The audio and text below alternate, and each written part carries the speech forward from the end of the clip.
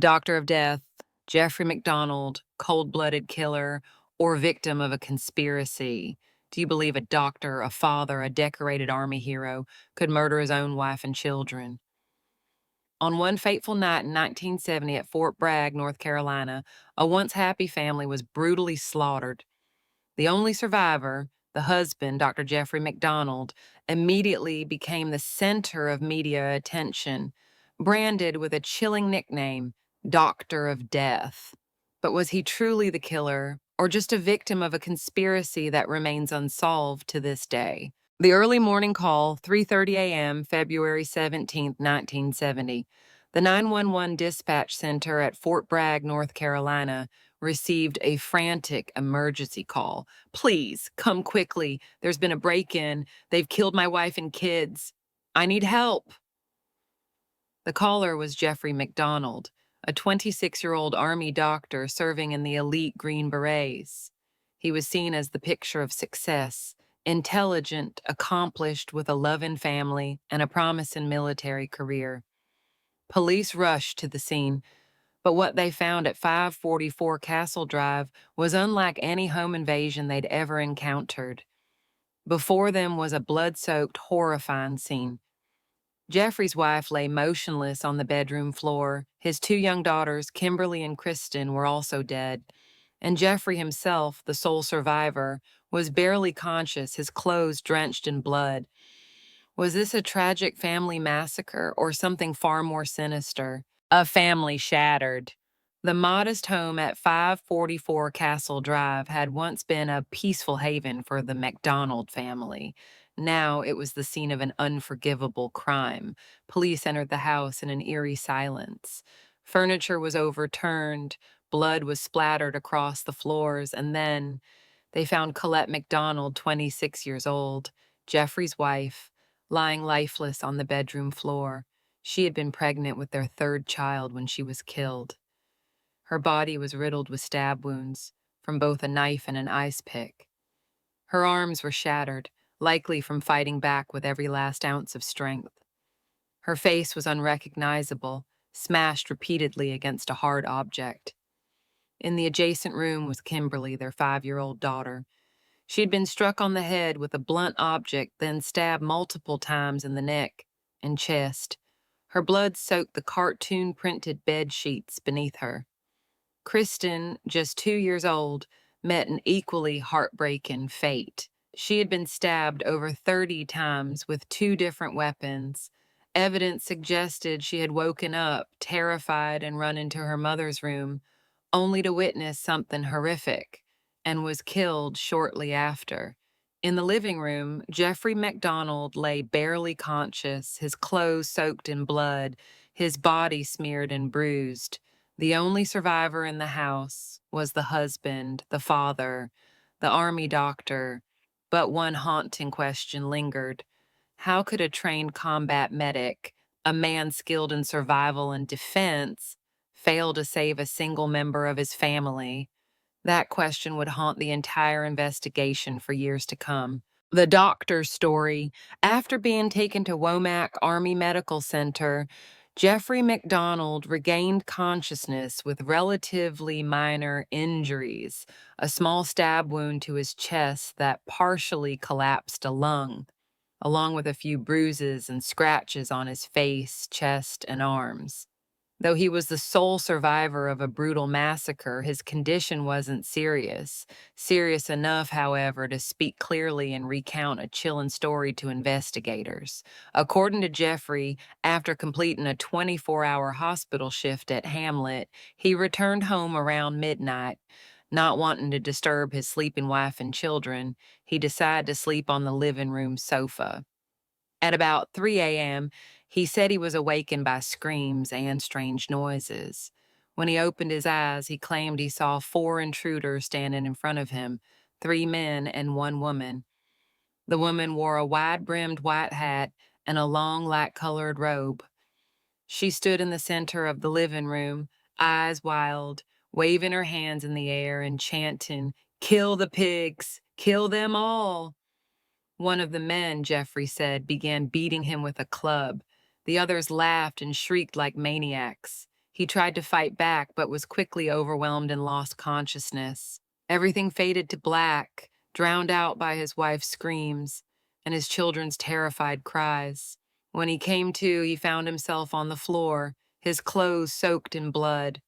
He stumbled toward the bedroom, only to discover Colette and his two daughters brutally murdered, their bodies mangled by stabbing and blunt force trauma. Blood was everywhere, and on the headboard above the bed, someone had written the word pigs in what appeared to be the victim's blood. That detail sent chills down investigators' spines because it bore an eerie resemblance to the infamous Charles Manson murders in California just a year earlier, where words like pigs and helter-skelter had also been scrawled in blood at the crime scenes. Jeffrey claimed the four attackers fled through the back door, which was unlocked, and that he immediately called for help afterward. A strange, almost ritualistic tale told by a well-educated army doctor, but the question loomed large. Was this horrific story true, or a carefully crafted script to cover up a far more terrible truth? The first signs of doubt. At first, Jeffrey MacDonald's account was received with a fair amount of trust.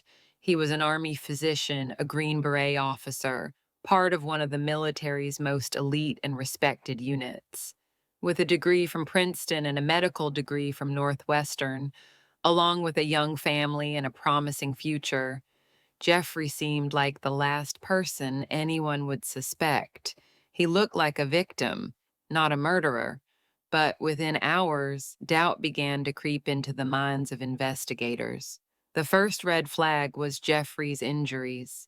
Though he claimed to have been violently attacked by three armed men, the wounds discovered by medical personnel were surprisingly minor. He had a single stab wound to the chest about 1.5 centimeters deep, which caused a partial lung collapse, but it wasn't life-threatening and didn't even require stitches. Aside from that, there were only a few small abrasions and some bruising on his face and chest. This was a man trained in survival and unarmed combat by the Special Forces, allegedly ambushed by four strangers inside his home. Yet there was no clear evidence of a struggle in the living room. No overturned furniture, no blood spatter in the area where he claimed to have fought for his life. Meanwhile, Colette, Jeffrey's wife, had been stabbed dozens of times, her arms broken, with clear signs of a desperate and violent struggle. The two little girls were savagely beaten and stabbed repeatedly, displaying a level of brutality, force, and emotional intensity that didn't match the actions of random intruders. This wasn't a quick or chaotic attack by a disorganized group. It looked like a prolonged, focused frenzy by someone who knew exactly what they were doing. The glaring contrast between Jeffrey's minor injuries and the extreme violence inflicted on the victims raised a crucial question. Why was the sole survivor also the least harmed? In any mass murder, that would be highly unusual, if not outright suspicious. Police began to sense that something wasn't right. They decided to widen the scope of the investigation, and as they did, a series of unsettling inconsistencies began to emerge. The in-depth investigation. On February 17th, the very same day the bodies were discovered, and before they were even removed from the scene, a special investigation unit was assembled to determine what really happened inside Dr. Jeffrey MacDonald's home.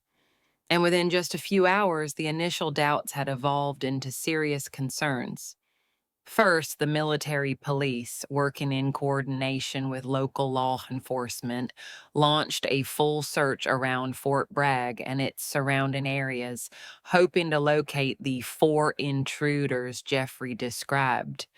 Three men and one woman wearing a floppy hat and long robe. But after hours of canvassing, no one matching those descriptions could be found. No witnesses reported seeing a suspicious group wandering the area that night, which would be highly unlikely within the tightly secured perimeter of a military base. Next, investigators examined the doors and windows of the home.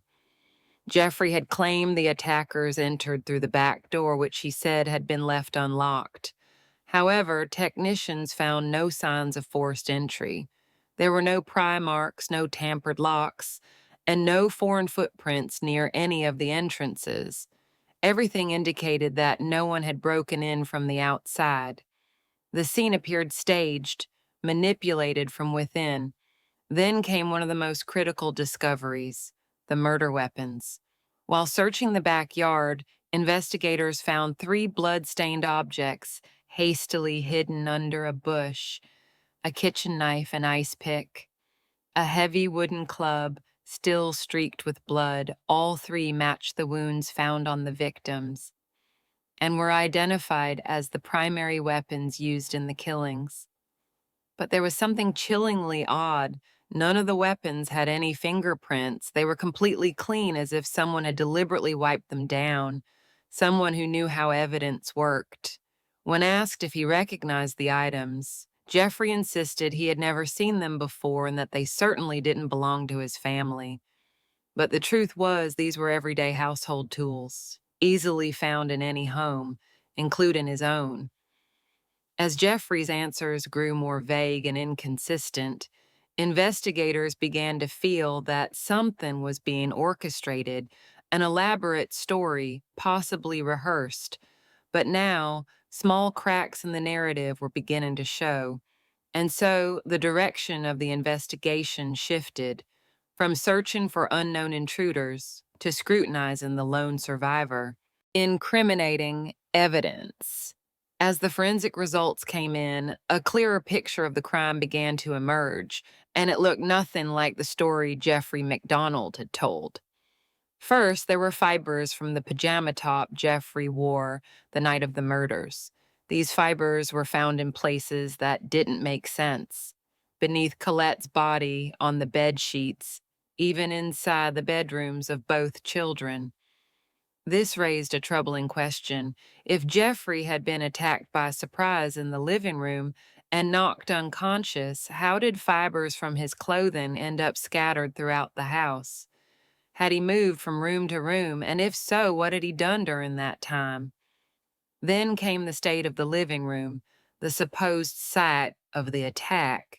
Jeffrey claimed he fought off 3 armed men there before being knocked out, yet investigators found no signs of a serious struggle. The couch remained intact, furniture was undisturbed, and the carpet showed no signs of chaos, almost as if no fight had ever taken place. In contrast, the master bedroom where Colette's body lay was in total disarray. The room bore clear signs of a brutal, close-quarters fight: blood spattered across multiple surfaces, impact marks on the walls and ceiling. Colette had clearly fought back with all her might. But this only deepened the mystery.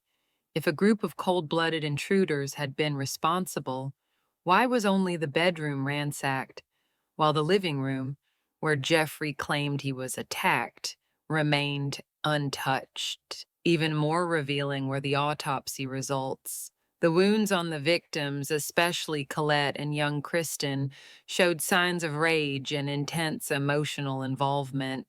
Multiple stab wounds delivered with excessive force again and again. This wasn't the typical method of random home invaders, who usually act quickly and escape. It looked like a personal frenzy, one fueled by emotion, not indifference, a crime of passion, not a hit. Each small detail began to fall into place coldly and logically, leading investigators toward a chilling hypothesis. There had been no intruders in the MacDonald home that night, no hippie cult, no chanting of "kill the pigs." The entire story might have been a performance, a carefully staged deception, and the only person who could have written and acted out that story was the sole survivor, Jeffrey MacDonald, a life torn apart. In the weeks following that fateful night, growing suspicion from investigators soon turned into official action.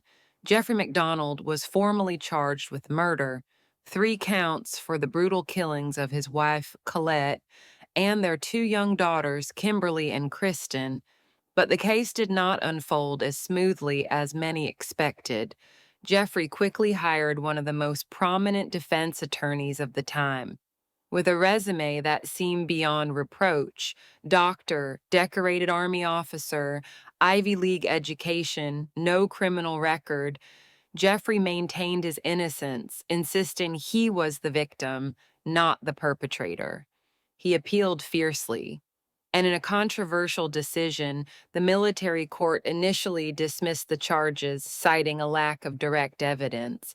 Jeffrey resumed a seemingly normal life for a short time, relocating to California, opening a medical practice, remarrying, and even appearing on television to proclaim his innocence. However, the case refused to die down. Colette's family, especially her parents, never believed in Jeffrey's innocence. They began campaigning for justice, pressuring federal authorities to reopen and re-examine the case. Nearly a decade later, after years of persistence and mounting forensic evidence, Jeffrey MacDonald was once again brought to trial, this time in federal court in 1970 after a 6-week trial filled with damaging evidence, including fiber analysis, crime scene inconsistencies, wound pattern modeling, and most critically, contradictions in Jeffrey's own statements. The jury delivered its verdict. Jeffrey MacDonald was guilty of first and second degree murder. Sentence, life in prison. Despite the conviction, Jeffrey never confessed. From behind bars, he continued to write letters to the press, publish books, participate in televised interviews, even appearing on national programs, where he reiterated his belief that he was framed and that the justice system had convicted the wrong man. To Jeffrey, the verdict was a catastrophic miscarriage of justice. But to many others, especially Colette's grieving family, justice had finally been served. The life of a once respected physician and military officer had been reduced to 2 enduring words forever linked with his name: murderer. A question without an answer? Nearly half a century has passed since that fateful night in 1970, yet Jeffrey MacDonald, the once admired Army doctor, remains behind bars serving a life sentence, and in all those years he has never once confessed to the crime. MacDonald has stood firm in his claim that he was the victim of a frenzied home invasion, the sole survivor, not the killer. In numerous letters to the press, he has written of injustice, of overlooked evidence, of an investigation he believes was riddled with errors, perhaps even deliberate distortions of the truth. Since the case began, countless books, documentaries, and investigative podcasts have dissected every detail, every clue, every piece of testimony. Some label MacDonald the doctor of death, a cold-blooded killer who murdered his own family and then spun an elaborate tale to cover his tracks. They argue that his spotless resume, prestigious education, and picture-perfect image were the most dangerous disguise of all. That only someone with medical knowledge, insight into criminal psychology, and an understanding of forensic procedure could stage such a convincing story. But others believe the American justice system got it wrong, that MacDonald was swept up in a storm of media frenzy, public pressure, and the grief of his wife's family, that the case against him relied heavily on circumstantial evidence, without any eyewitnesses, fingerprints, or definitive DNA linking him to the murders. The biggest question remains unanswered after more than 50 years. Who could brutally slaughter their own wife and children without showing any trace of emotional collapse? Could someone like Jeffrey truly have transformed into a monster in a moment of madness? Or was he simply caught in the gears of an irreversible investigative mistake? The MacDonald case has become a symbol of doubt, a chilling reminder that even in the courtroom, Where evidence seems solid, there may still be truths that have never been revealed. And sometimes the truth doesn't lie in the testimony or in the files, but in the silent space between what we can see and what we may never know. The case of Doctor of Death Jeffrey MacDonald is more than just a gruesome crime. It's a mirror reflecting our beliefs, biases, and the fragile line between perpetrator and victim. A brilliant physician, a father, a decorated soldier, and yet a man convicted of murdering his own wife and children. Was Jeffrey a cold blooded killer hiding behind a perfect facade? Or an innocent man crushed by the weight of media frenzy and a flawed justice system? Which version do you believe? What do you think is the real truth? Share your thoughts in the comments below. And don't forget to subscribe for more shock and true crime stories and untold truths about justice you may have never heard before.